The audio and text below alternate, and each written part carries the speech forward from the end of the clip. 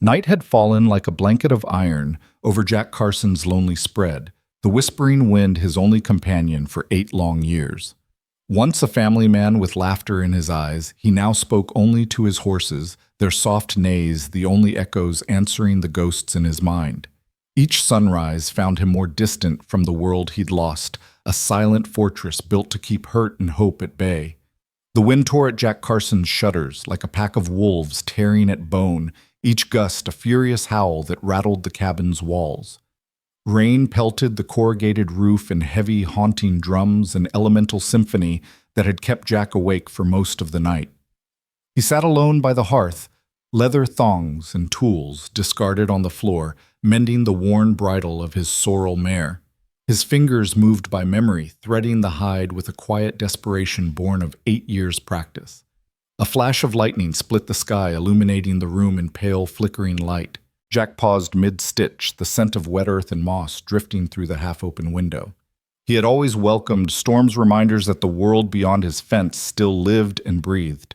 Tonight, though, the thunder hammered in his chest like an accuser's gavel.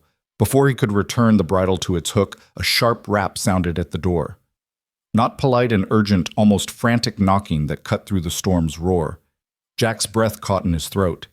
He hadn't heard a knock like that in years. 8 years ago, a similar pounding had marked the arrival of men he'd welcomed into his home. He'd buried them with dawn's light and slammed his door forever after. His hand dropped leather thongs slipping from his grasp. The knocking came again, each blow a plea he couldn't ignore. Lightning flashed, and Jack glimpsed shadowed forms through the rain-streaked window, dozens of them stooped against the wind pressed close to the porch beam. He recognized the shapes of women's forms, slender and draped in wet fabric, moving as one against the storm. Jack's pulse thundered. He rose slowly, every muscle coiled, and reached for the rifle mounted above the mantel. His fingers hovered over the stock knuckles white. Every instinct screamed danger. The last voices he'd heard in Apache had been war horns announcing his own ruin. But the knocking did not cease. A woman's voice, rough with fear, rose above the thunder. "Please," she called the single word carving through the gale. "Please, shelter us."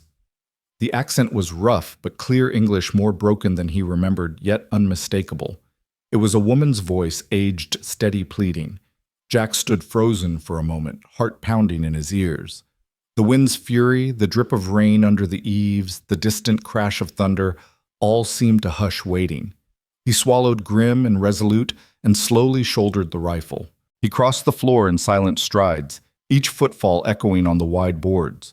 The bridle lay abandoned on the workbench. He pressed his ear to the thick oak door, feeling the vibration of voices through the timber.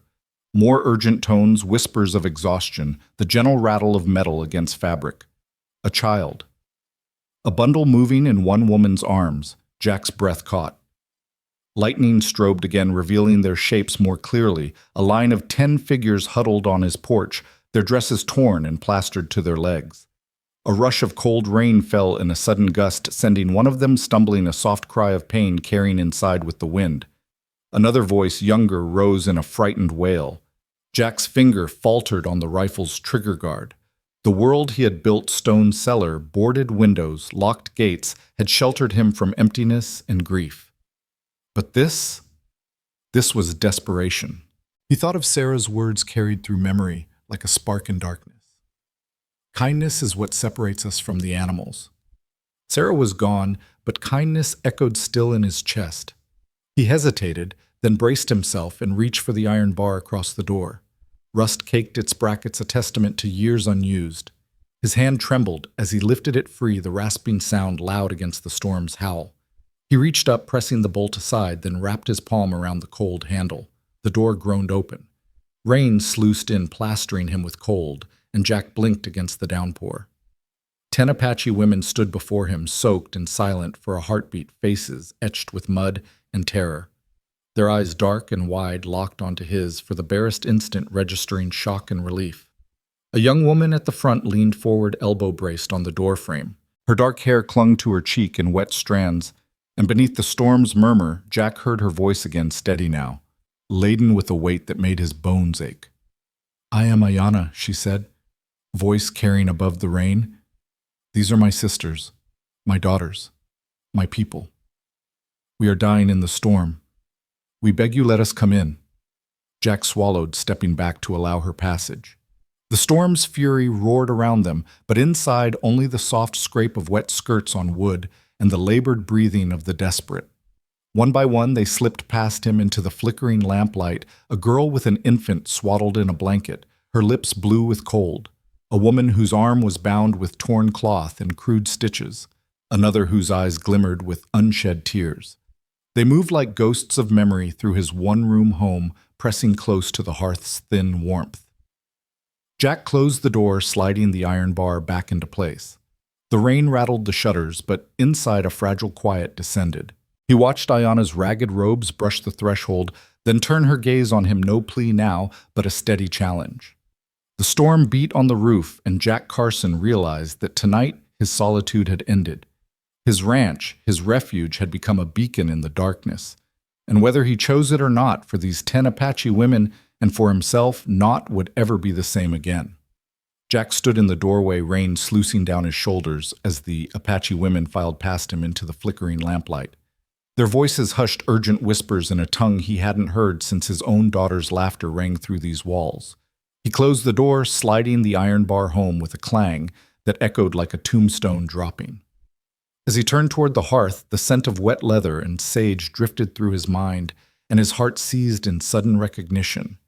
They were speaking Apache words that had once been as familiar as his own breath. Not the guttural battle cries he'd buried with so many memories, but soft, tremulous pleads.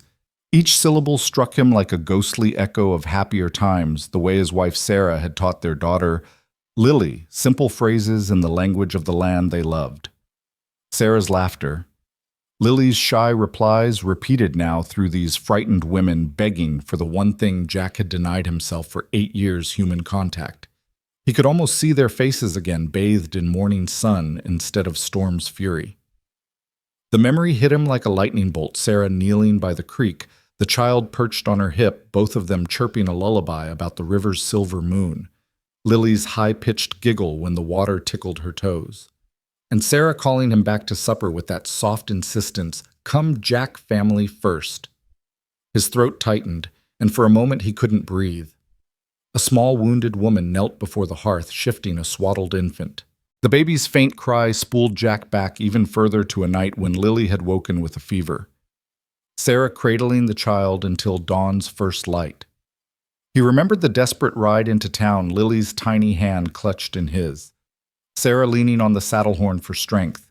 He remembered the hollow emptiness when the town doctor shook his head, and the long ride home with an empty blanket over Sarah's skirts. The wind rattled the shutters, the fire snapped hissing at the sudden chill. Jack shook himself, pushing the memories down.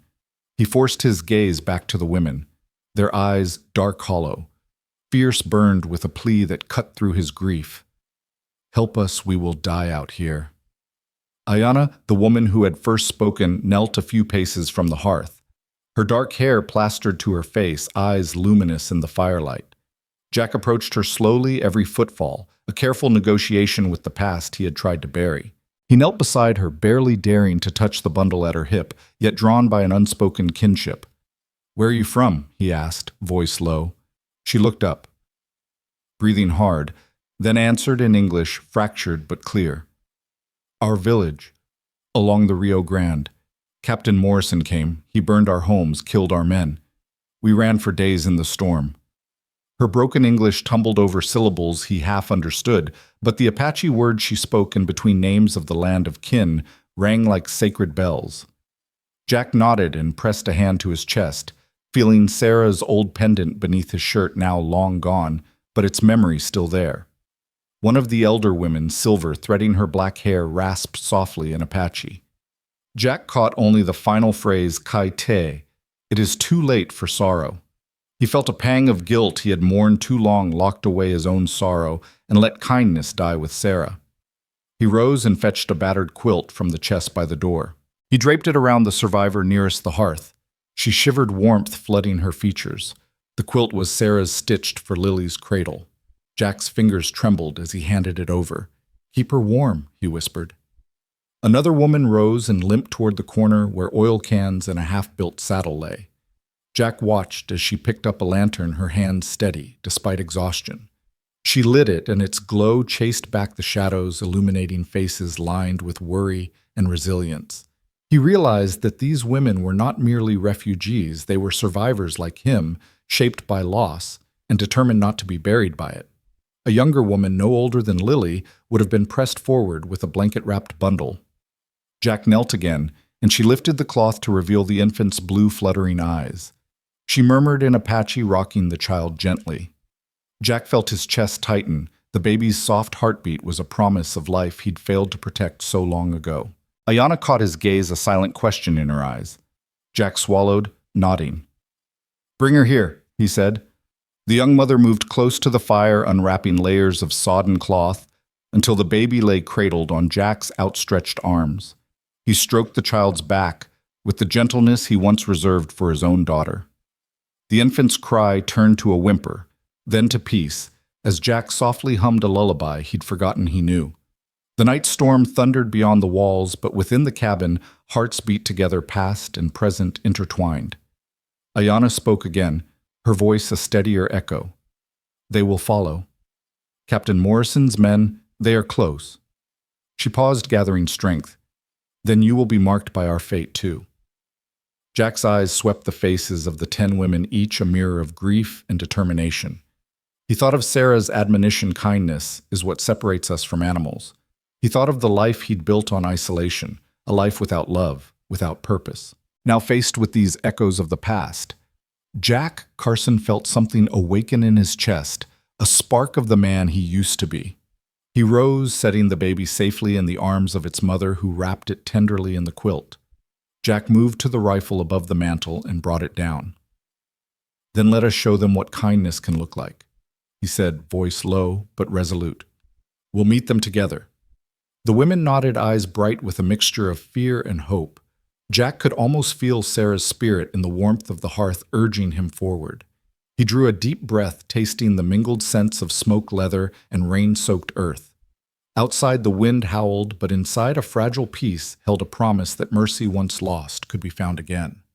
Jack stood motionless in the dim glow of the hearth, the rifle forgotten in his arms as the echoes of Sarah's voice haunted his mind. Kindness is what sets us apart from beasts. He had drilled that lesson into Lily when she was small, teaching her to share her bread and speak softly to stranger and animal alike. Now, 8 years later, the weight of that teaching pressed on him more heavily than ever. The storm raged outside, a tempest that tore at his resolve, each gust a reminder of the wild world beyond his fence. He could still hear the Apache women's whispered pleas through the shuttered windows. "Help us. Please, we will die," their voice broken.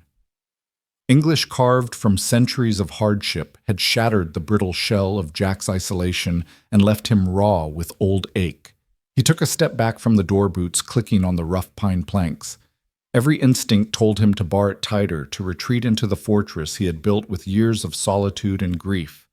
He closed his eyes and pictured Sarah's face, sunlight dancing in her hair, her gentle hand on his arm when he'd first spoken of building a wall around his heart. "Promise me you won't close so tight no one can find you, Jack?" The words had been a whisper, but he had heard them as a song. And yet here were 10 Apache women, strangers, survivors seeking shelter in his sanctuary. He thought of Lily long ago, cradled in his arms, and the fever that stole her laughter forever. He remembered the pleading knock on the door that night, when Sarah stepped forward to welcome help, and the world had opened wide again for a moment before ripping their lives apart. A crack of thunder rolled through the valley, and Jack's jaw clenched. Rain sluiced through a gap in the shutters, pooling at his feet. He could hear footsteps on the porch as the women shifted in the shadows. Their breaths ragged, their skirts sodden. One of them spoke, her voice a fragile thread. "Please, we have nowhere else." He slid a hand along the iron bar mounted above the latch. It was heavy. 8 years of rust and silence had coated it in a crust of fear. He lifted the bar from its brackets and felt the metal tremble in his hand as though it too protested the breaking of old vows. The bolt rattled against the wood and Jack's breath caught. His fingers hovered over the latch. He drew in a slow gust of air, tasting the promise of wind and rain and something new choice. The storm outside mirrored the storm within him, fierce, urgent, impossible to ignore. He remembered Sarah's smile when he'd first learned to share his breakfast with a neighbor's child. He recalled the warmth of her hand in his, guiding him back to the world. He heard Ayana's voice again there at the door. "We beg your mercy, rancher." Mercy. The word lingered on his tongue like a pledge. 8 years of self-imposed exile had hardened him, but mercy was softer than steel. It was the one thing he still believed he owed the world. He lowered his gaze to the frozen lock fingers tightening on the bar. Then, with a resolve that surprised even him, he lifted the bar higher, freeing the bolt. The iron slid back into its cradle with a sharp clank that swallowed the storm's roar for a heartbeat. Jack turned the knob and pulled the door open. Rain flooded the threshold and 10 women stepped inside in a single ragged line. Water sluiced down their arms as though the sky itself wept for them. Jack stood back, heart pounding, and watched as they crossed the cabin floor, eyes wide at the fire's flicker and the dry warmth it offered. The youngest of them, clutching a pale bundle to her chest, paused at the edge of the hearth. Her lips parted in a soft gasp as she pressed a trembling hand to her face. Jack knelt beside her, his own hands shaking as he reached out to steady the blanket-wrapped child. The woman who'd spoken first, Ayana, stood apart, chin raised despite fatigue. Her dark eyes held his without flinching, carrying a fierce gratitude that pricked at his soul. Jack offered a nod, the closest thing he could manage to a welcome. He stepped back to let the others file past. Each woman moved with the exhaustion of escape, their torn dresses clinging to bodies marked by flight and fear. They settled around the hearth like wary ghosts finding refuge in dawn's first light. Jack closed the door behind them, thumbs sliding the iron bar into place. The click was final, sealing out the storm, and for now the world that had wounded them both. He turned back to the cluster by the fire rifle slung over his shoulder and felt something settle in his chest, a promise renewed. Tonight kindness would be his shield, and mercy, he realized, would be his legacy. Jack stepped back from the door, letting the last of the women slip inside. The cabin, once his solitary refuge, suddenly felt cramped as bodies pressed close to the hearth's thin warmth. He watched the youngest mother, barely more than a girl, settle onto the worn rug by the fire, cradling a small bundle beneath threadbare fabric. The baby's chest rose and fell in shallow, frightened breaths. Ayana, the woman who had first spoken through the storm, took a place on the rough plank floor opposite Jack. Rainwater dripped from her shoulders onto the wooden board, sowing rivulets that gleamed in the lamplight. Despite exhaustion etched into every line of her face, her dark eyes held steady, fierce as a hawk's. Jack saw in her posture the unbreakable will of a leader, and he recognized the look in those eyes, the determination to survive. A soft groan caught his attention, and he turned to see one of the older women easing herself to the floor beside Ayana. Her hair was threaded with silver, her skin weathered by too many harsh seasons, but there was a quiet dignity in the way she walked. She cradled one arm against her side, a torn strip of cloth already darkening from what Jack realized must be a gunshot wound. He knelt beside her. "Let me see," he said gently, tugging a length of her shawl aside to reveal a ragged gash just above her elbow. The wound was jagged and raw, but not actively bleeding. She bit her lip, nodding, and Jack tore a strip from his own shirt to fashion a clean dressing. "My name is White Deer," she said softly, her accent thick. She did not look away as he worked, as if grateful for the simple kindness of tending to her pain. Jack knelt for a moment, pressing the bandage into place, then dropped one knee. "Thank you," he replied, voice low. "You did well to get here." He turned to the next woman, younger, her cheek flushed and bruised. She held a hand to her side, wincing as she shifted weight. Jack's brow furrowed. "And you—" "She's my sister," Ayana said, settling next to her. "Her name is Little Moon." The sister nodded, eyes wide with exhaustion. Jack placed a reassuring hand on her shoulder and helped her lean against the wall, propping a pillow behind her back. Above the hearth, the rifle's muzzle caught the light, a silent reminder of the world pressing in beyond his walls. Jack glanced toward the window, the shutters rattling with the storm's dying fury. Somewhere in the darkness, cavalry, horses waited. He forced his focus back to the circle of faces before him. The mother of the infant, her hair plastered to her forehead, rocked her child gently, cooing in soft Apache lullaby. Jack crouched beside them, offering a tin cup of water. The woman pressed it to the baby's lips. The infant drank with desperate thirst, small fingers curling around Jack's calloused palm.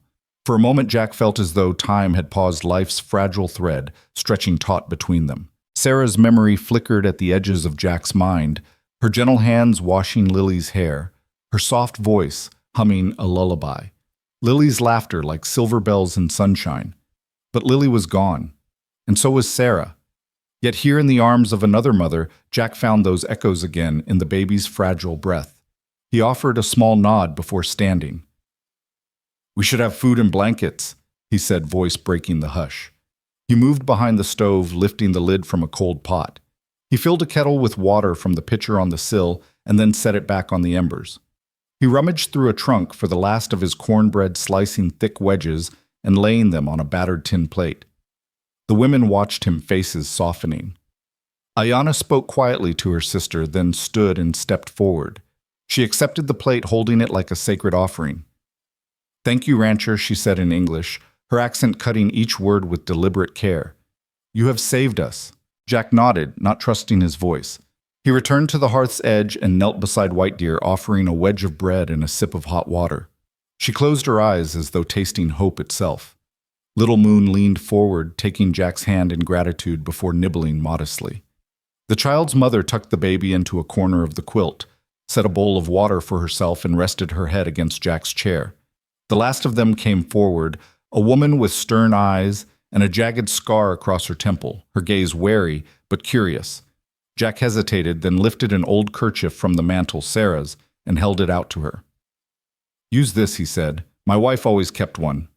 The woman accepted the cloth, tying it around her wound with simple grace. A faint rumble beyond the shutters reminded Jack that his mercy was fleeting. He rose and faced Ayanna. The firelight flickered across her determined face. She met his eyes without flinching. "Your kindness will not go forgotten," she said, "but soon the captain and his men will arrive. They will not believe you sheltered us." Jack swallowed. "Then we face them," he said. "Together." Ayanna nodded, then gestured to the women at the edges of the room.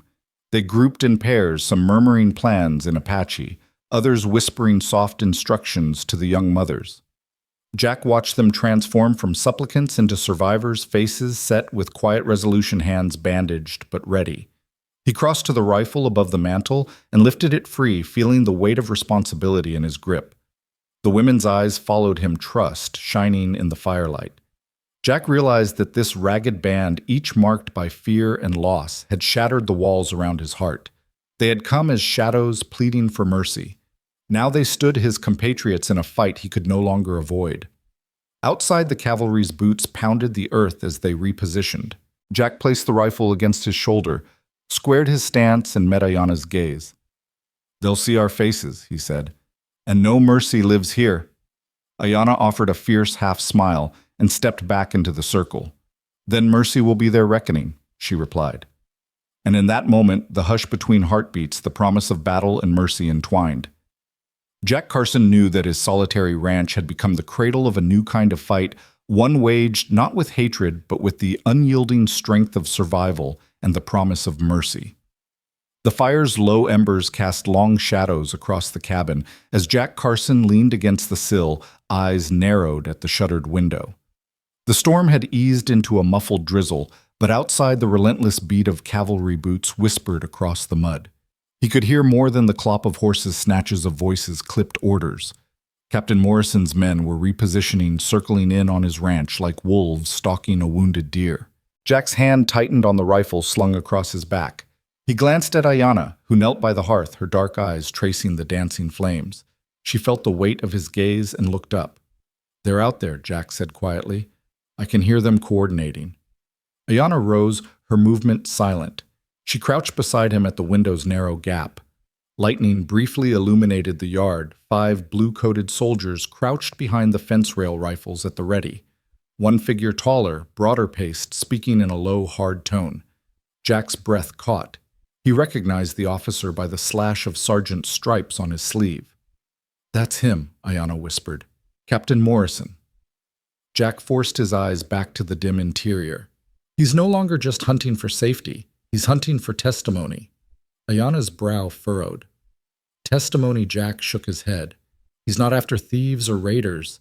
He's after you and your people because you saw him burn villages, heard him brag in the dark. He can't let witnesses live. Ayana's jaw tightened. He told his men we stole horses.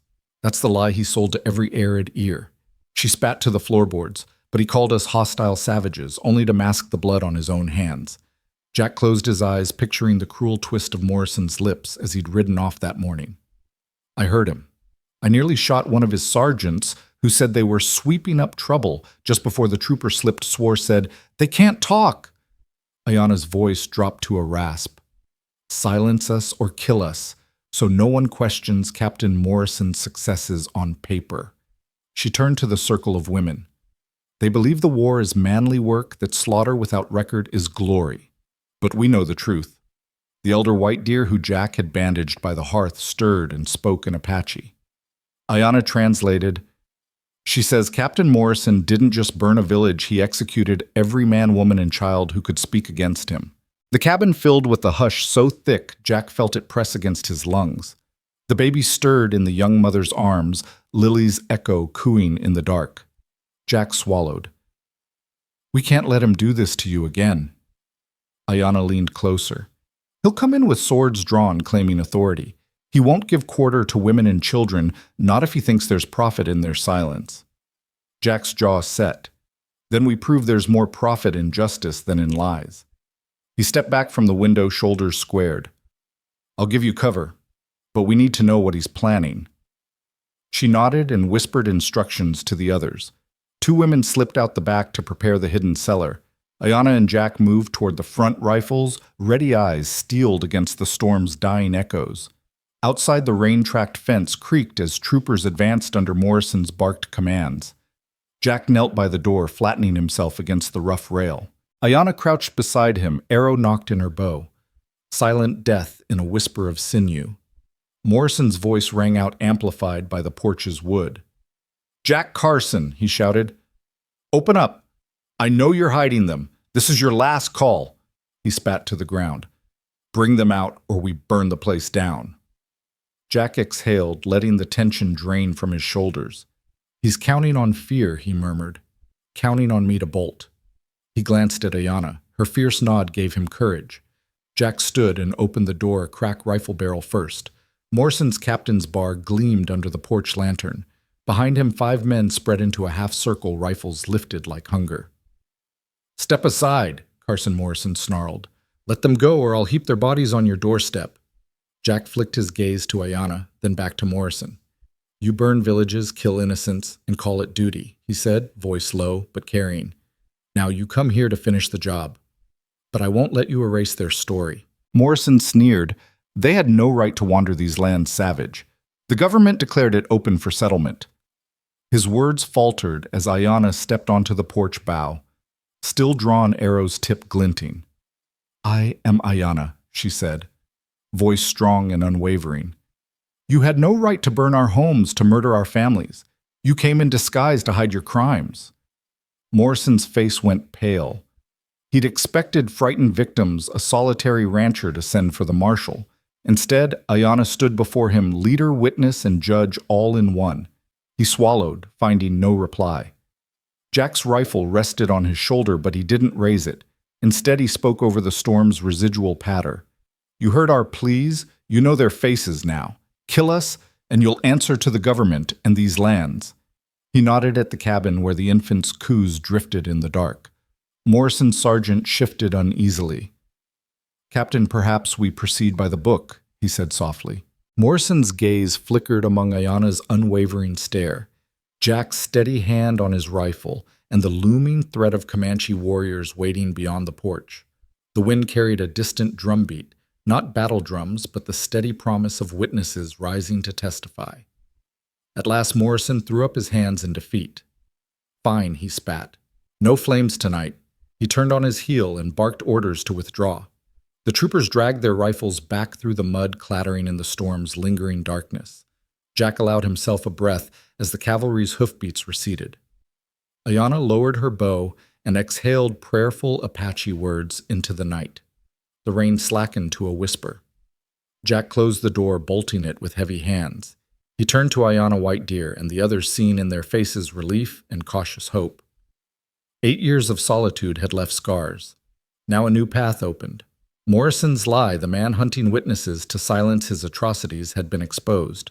And in Jack's cabin, where mercy had shattered isolation, the promise of justice shone brighter than any storm's lightning. Jack wiped sweat and grime from his brow as he stepped out into the heaving twilight, Ayanna at his side, and the first of Morrison's men already visible in the gathering dusk. The captain's cavalry had fanned out their torches, bobbing like angry eyes across the fence line. In every face, Jack had once seen the certainty of a routine sweep. Tonight they would find something else entirely.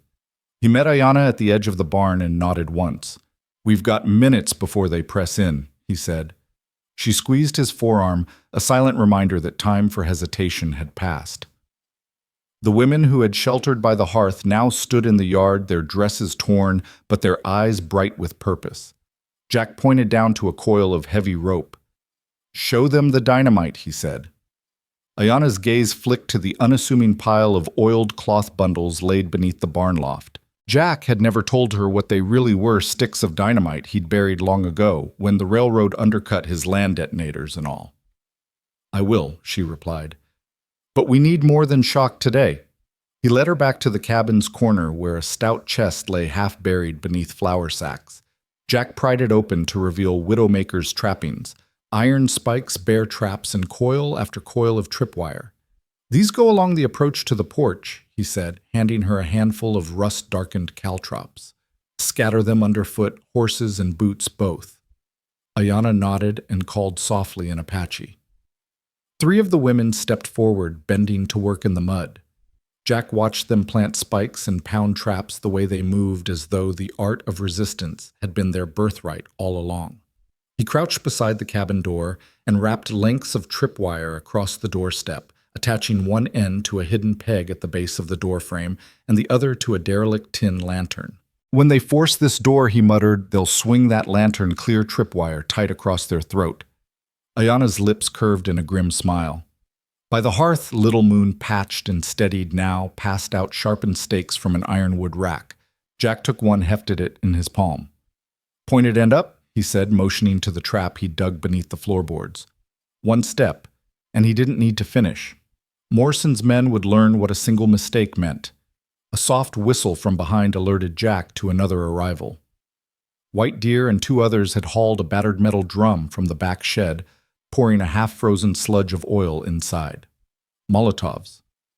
Blackfeather, Ayanna's cousin, explained with a nod. "When they burn the door, we burn back." Jack raised an eyebrow but nodded approval. He unloaded a cache of glass bottles and let the women fill them, corking each with bloody cloth.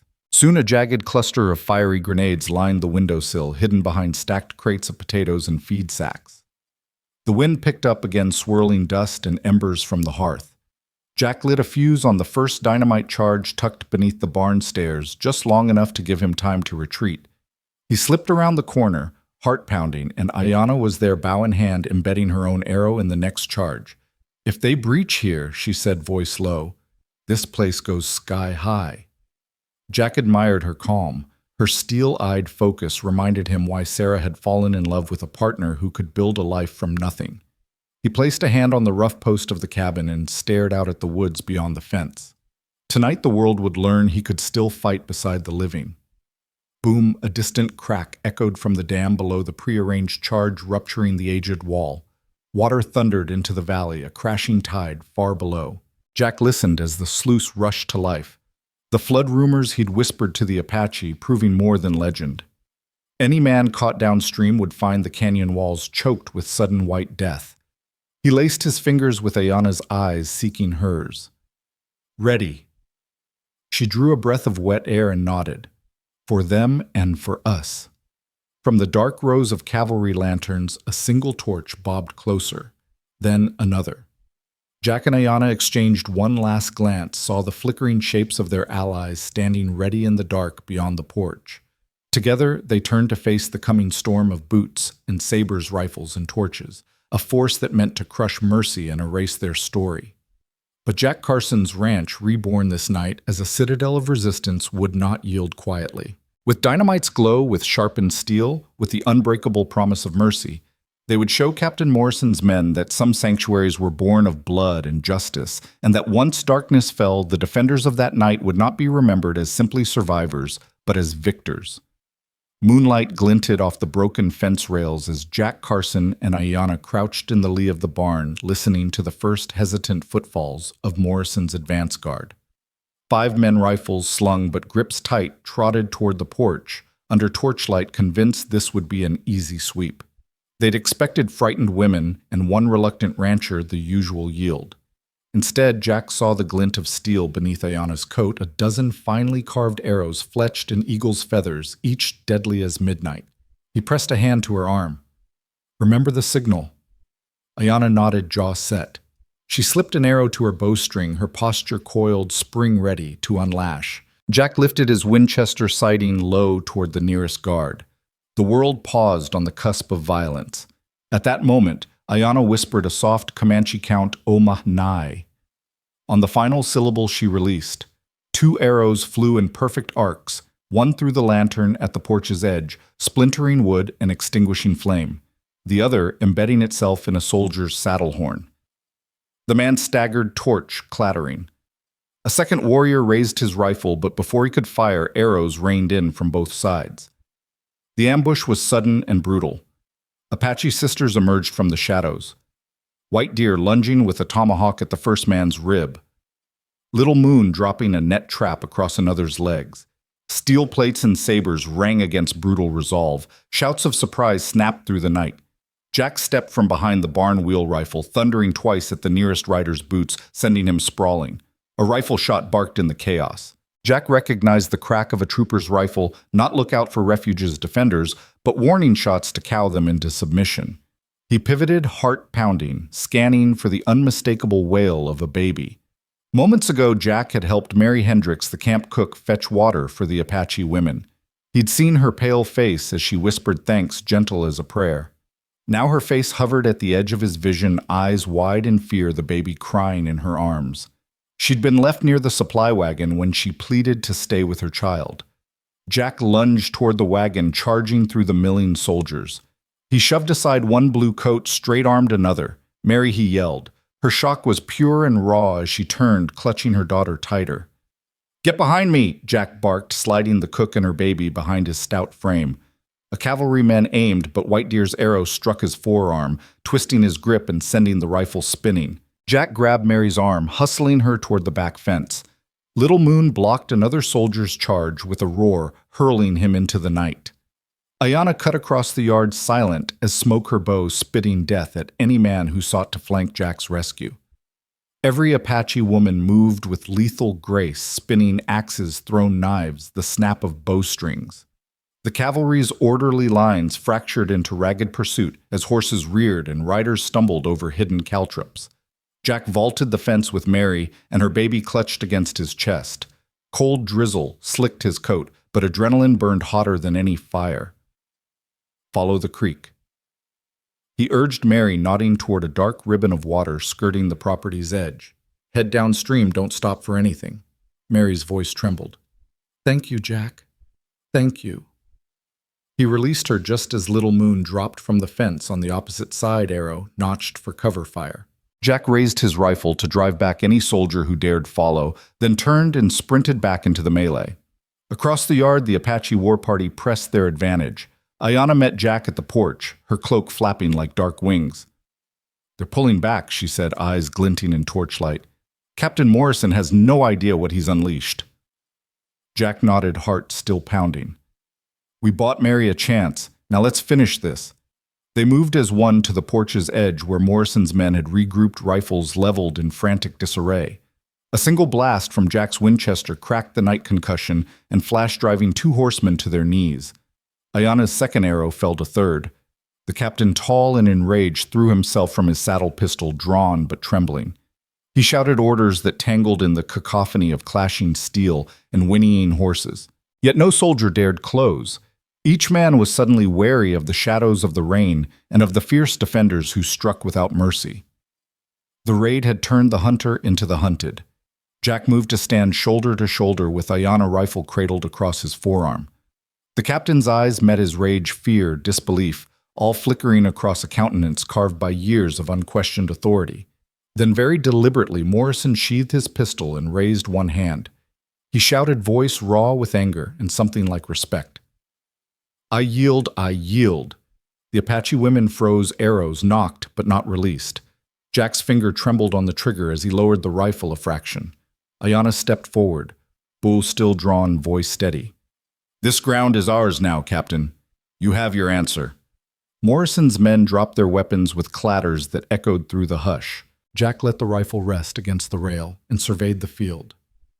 10 cavalrymen bound at the wrists, horses milling in confusion, and the first pale hint of dawn touching the clouds. He took a deep breath, feeling the exhaustion settle deep in his bones. Mary and her baby were safe downstream, protected by his promise. The storm's fury had given way to a brittle calm. The Apache women, guardians of their own destiny, stood tall in the yard's mud. Jack Carson realized then that his ranch had reclaimed its purpose as fortress, as sanctuary, as crossroads of mercy and resistance. The first strike was won, but the war for truth and justice had just begun. As he turned to meet Ayanna's fierce, proud gaze, he knew there was no going back to silence. Tonight they had shown that compassion could cut deeper than any sword, and that in the West sometimes survival demanded the fiercest ferocity of all. The dawn was pink on the horizon when the first of the new riders appeared a dozen strong, their uniforms crisp beneath the pale light. Jack Carson stood on the porch's edge, rifle resting heavy in his hands. Beside him, Ayanna's grip tightened on her bow arrows still nocked. The yard was littered with the aftermath of last night's ambush, broken lanterns, spilled oil, the rattled remnants of caltrops and tripwires. The roar of the sluice dam echoed from below, a warning nothing would be easy again. At the head of the column rode a larger, broader man with the insignia of a full colonel gleaming on his shoulder. He halted in the muddy yard, boots splashing in the puddles, and dismounted in a single fluid motion. His face, sharp as a hawk's beak, bore no surprise at the chaos. He surveyed the surrendered troopers, then strode toward Jack as if the ranch had been his all along.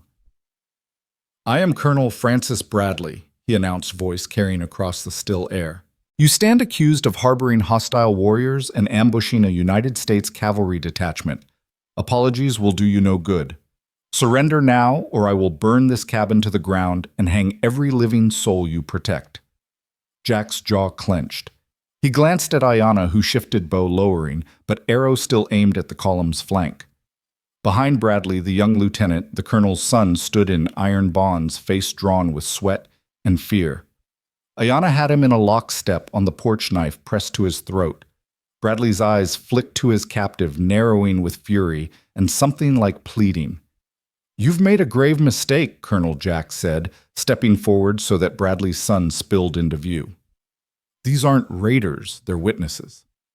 And that boy, Jack gestured to the lieutenant, was escorting surveyors who marked sacred burial grounds for the railroad. He met Bradley's cold stare. Tell him, Lieutenant.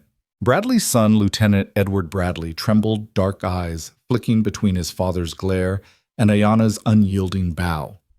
Ayanna's murmured warning in Apache seeped into the tension. The lieutenant swallowed, lifted his chin, and spoke halting English. Sir, I have been ordered. His lips pressed thin. The men I escorted were government surveyors. They mapped tribal lands, sacred sites. Captain Morrison was hired to protect their secrecy. When the Apache resisted, he burned villages, killed families, and blamed it on hostile savages. A crack of disbelief spiked through Colonel Bradley's expression. He staggered backward as though struck. That's impossible, he protested, voice rough. I would never condone— This is a fabrication. Ayanna twisted the knife's blade so Lieutenant Bradley flinched. He speaks the truth, Colonel, she said, voice low but clear. Your men slaughtered my people to hide their crimes. You hunt witnesses to silence history. Bradley's face went pale. He coughed, gaze shifting from his son to the spread of survey markers on the porch, their brass tags glinting in the morning light. Jack stepped closer, pulling from his coat a tattered journal bound in cracked leather. He opened to a tree-etched page, ran a finger along thin lines of undeciphered code.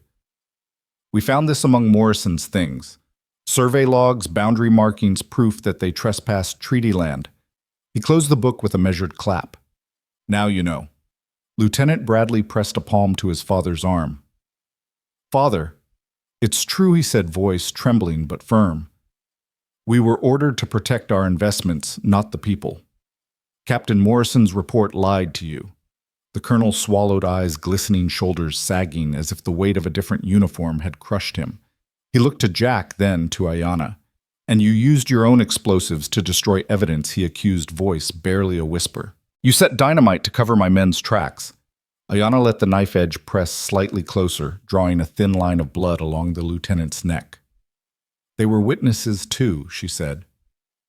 "They deserve the truth, not your lies." Bradley's fists clenched, but he did not lash out.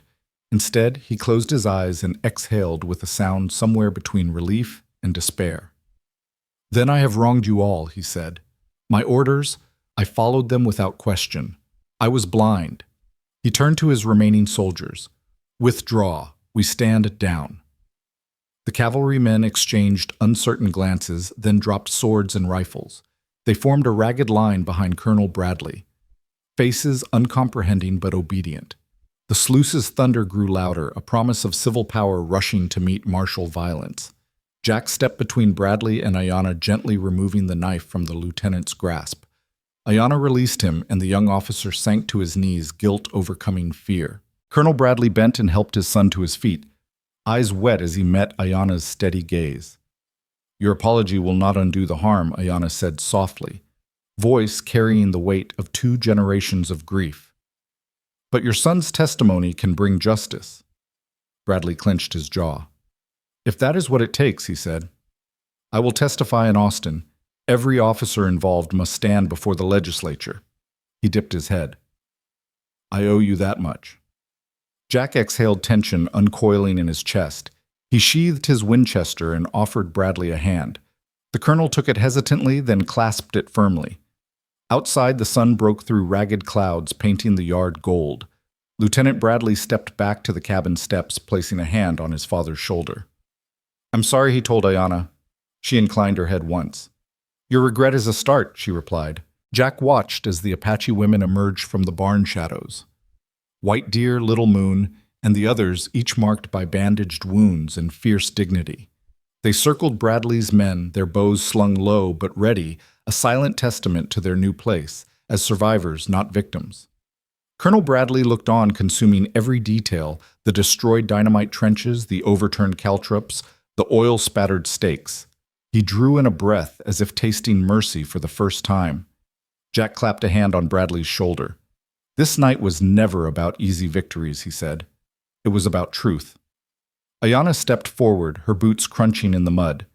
"Bring your son and your men to the reservation council," she said. "Let them hear your truth firsthand. Then we will all know whether justice can heal what violence has burned." Bradley's gaze followed hers toward the shrouded hills where the Apache burial grounds lay. He nodded, straightening his shoulders as though shedding a weight too long carried. "We ride at dawn," he said. And so under the blood-orange sky of a fragile new day, Jack Carson's ranch, once a haven of solitude, became ground zero for a reckoning that would echo through the canyons of power and memory, a testament that justice once unearthed could not be buried again. Dawn painted the sky in bruised purples and golds as the rumble of hooves announced the arrival of the federal marshal's posse. Uniformed men on horseback, branded with the seal of the territorial government, filed into Jack Carson's yard, rifles slung, but faces stern with purpose rather than aggression. Their leader, a grizzled marshal with a silver star gleaming on his chest, dismounted and strode forward, lantern swinging. Jack stepped onto the porch, the weight of last night's revelations still heavy on his shoulders. Ayanna stood beside him, arrow sheathed, her dark gaze steady in the new light. Behind them, Lieutenant Bradley watched his father's men fold their surrendered sabers into their saddlebags.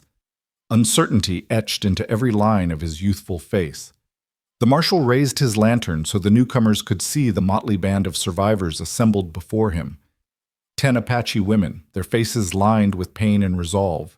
A handful of bound troopers awaiting judgment. Bradley's men, and Jack Rifle at his side, who had summoned these origins of justice from the dark. Marshal Jack said, voice hoarse from night's vigil, "I'm ready to carry our testimony to Austin. Colonel Bradley's confession and Lieutenant Bradley's testimony are the keys to dismantling Morrison's conspiracy. He gestured toward the cabin steps where the brass survey markers glinted in the morning light. The marshal nodded once gravely. "We'll escort you to the capital. Every mile you ride will be under our protection." He paused, scanning the Apache women. "And what of these good people? Their safety must be assured first." Ayanna met his gaze. "We thank you," she replied. "My sisters and I will ride north to our relatives beyond the Platte. There we will rebuild our village, tend our wounded, and raise our children on land once stolen. We carry nothing but our tradition and the hope that justice follows truth." The marshal bowed his head in respect. He turned to his men and issued quiet orders. "Leave a detachment to guard the ranch and the surrendered cavalrymen, then prepare fresh mounts for Jack's ride." "Make ready," he called. "Mount at first light." Jack glanced at Ayanna, feeling a pull in his chest, deeper than any morning. She took his hand, fingers rough with battle and healing. "Your path lies west," she said softly. "Seek a new life beyond these mountains. We will carry word of your courage to our people." He squeezed her hand, mind racing with the horizon's possibilities. Rolling plains, open sky, new ground to stake a claim, not of isolation, but of rebuilding. "And you, Ayanna," he asked, "what will be your first step?" She smiled, a rare, genuine curve of her lips. "We will plant corn again, teach our children to speak Apache under sun and moon. We carry scars. Yes, but scars heal. Our hearts do not forget, but they learn to find joy again." She touched her temple, recalling the scar where he'd bandaged her. "And one day we will return to these hills and live without fear." He nodded, emotion tightening his throat. Above the barn, ravens wheeled in the cold morning sky, scavengers drawn by the promise of change. Jack Carson stowed his rifle, shouldered the satchel containing Morrison's journal, survey logs, and Bradley's sealed testimony. He unhitched his mare, silver-flecked sorrel, and helped Ayanna's people climb into their saddles. Lieutenant Bradley approached, hesitating. He bowed to Ayanna, then to Jack. "Thank you, Mr. Carson," he said, voice earnest, "for saving my life and my father's honor." He offered a scrap of cloth, Sarah's old handkerchief Jack had draped over the hearth. "My father found this among Morrison's papers. I believe he wants you to have it back." Jack accepted it, the fabric damp and worn. He folded it with reverence, placing it inside his shirt near his heart. "Thank you," he murmured. The marshal cleared his throat. Time to saddle up. He cast a final glance at the surrendered troopers. Their trials will follow. The law moves slowly, but it moves. He cantered over to Jack. "Lead on, Mr. Carson." Jack swung into the saddle, feeling the familiar jolt of stirrup leather beneath him. He nudged his mare forward, dust billowing in his wake. Ayanna and her sisters fell into a loose line northward, following the shaded valley that led back to home. Lieutenant Bradley waved once, then turned his horse west with the marshal's escort. As they trotted down the ranch road, Jack looked back at the cabin that had been silent for 8 years and witnessed worlds collide in a single night. It stood battered but unbroken timber, scarred by battle windows, blackened by smoke, but solid as the moral ground upon which he now rode. A gentle breeze stirred the prairie grass, carrying with it the laughter of his daughter. He would never hear again. And yet at that moment, Jack Carson felt the ghost of Sarah's hand in his, urging him onward. He guided his mare over the rise, the sun cresting like a promise. Ahead stretched a land of open skies and uncharted trails, where a man reborn from sorrow could build not a wall of solitude, but bridges of honor. And so he rode west with the weight of truth in his saddlebag and the promise of mercy lighting his path, knowing that the hardest stories sometimes lead to the brightest dawns.